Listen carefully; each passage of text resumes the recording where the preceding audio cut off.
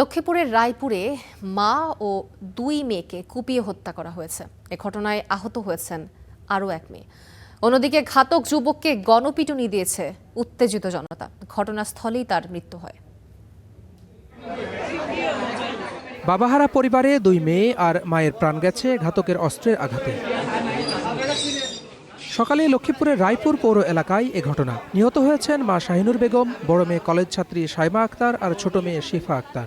যে ওর আম্মু আর ওর বন্ধু যে বড় দুইজন রে ওরা নিয়ে যাইতেছে। পরে আমি ওদের বাসায় ঢুকছিলাম আর দেখছিলাম ছোট মেয়েটারে।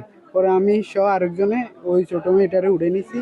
এদিকে ধারালো অস্ত্রের আঘাতে গুরুতর আহত মেজ মেয়ে কলেজ ছাত্রী ইকরা আক্তার। উন্নত চিকিৎসার জন্য তাকে নেওয়া হয়েছে ঢাকায়। অন্যদিকে জড়িত সন্দেহে অজ্ঞাত এক যুবককে গণপিটুনি দিয়েছে উত্তেজিত জনতা। হাসপাতালে নেয়ার আগেই মৃত্যু হয় তারও। এই ফুল আগে ওই সাইতলা ভাড়া ছিল 2 মাস পরে চলে গেছে 8 মাস হইব। এখন এই ফুলে এখানে কি কারণ আছে তাও তো জানি না, দেখিনি আমরা। পুলিশও সরকার ধরছে, ধরার পথে প্রায় 1.5-2 ঘন্টা যাবত আপনার এই পুলিশের লোকজন বেশি, তো পাবলিক বেশি দিকে পাবলিকের সামনে আঁকবে না, আনে নাই।